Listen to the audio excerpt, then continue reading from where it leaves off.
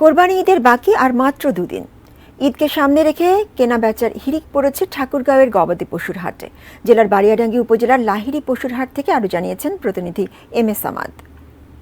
পশু কুরবানির মধ্য দিয়ে পবিত্র ঈদুল আজহা অর্থাৎ কুরবানির যে ঈদ, সেই ঈদটি মুসলিম উম্মাহ পালন করে থাকে। সেই কারণে গবাদি পশুর যে হাটগুলো রয়েছে সেগুলোতে এক ধরনের যে বেচাকেনা, সেই বেচাকেনার হিড়িক পড়ে। এবং যারা ক্রেতা বিক্রেতা রয়েছে তাদের সঙ্গে আমাদের কথা হয়েছে, যারা বিশেষ করে বিক্রেতারা রয়েছেন তারা কিন্তু বলছেন আগের বছরে যে পরিমাণ তাদের খরচ ছিল গবাদি পশু লালন পালনে, এবছর তাদের খানিকটা বেড়েছে। যেহেতু গোখাদ্যের দাম বেড়েছে সেই কারণে তাদের গরুর দাম তাদেরকে বাড়তি দামে যদি তারা না বিক্রি করে, সেই কারণে তারা লাভের মুখ দেখবে না। অন্যদিকে যারা গৃহস্থরা রয়েছেন তারাও কিন্তু একই কথা বলছেন, যারা খামারিরা রয়েছেন তারাও একই কথা বলছেন, এবং যারা ক্রেতা রয়েছেন তারা কিন্তু বলছেন যে দাম বেশি নেওয়া হচ্ছে। যদিও তারা বলছেন যে যেহেতু তারা কুরবানি দিবেন সেই কারণে তারা চেষ্টা করছেন বেশি দামে হলেও ভালো পশু কেনার। অন্যদিকে জেলা প্রশাসনের সূত্র বলছে জেলায় মোট 20টি হাট রয়েছে, তার মধ্যে 15টি হাট রয়েছে স্থায়ী হাট এবং 5টি শুধুমাত্র কুরবানির ঈদকে ঘিরে অস্থায়ী হাট রয়েছে। অন্যদিকে জেলা প্রাণী সম্পদের দেওয়া তথ্য মতে তারা বলছেন যে এবছরে 1,30,000 বাণিজ্যিক এবং যে পারিবারিকভাবে পশু লালন পালন করা হয়েছে শুধুমাত্র কুরবানি দেওয়ার উদ্দেশ্যে, এবং এটি স্থানীয়ভাবে অর্থাৎ জেলার চাহিদা মিটিয়ে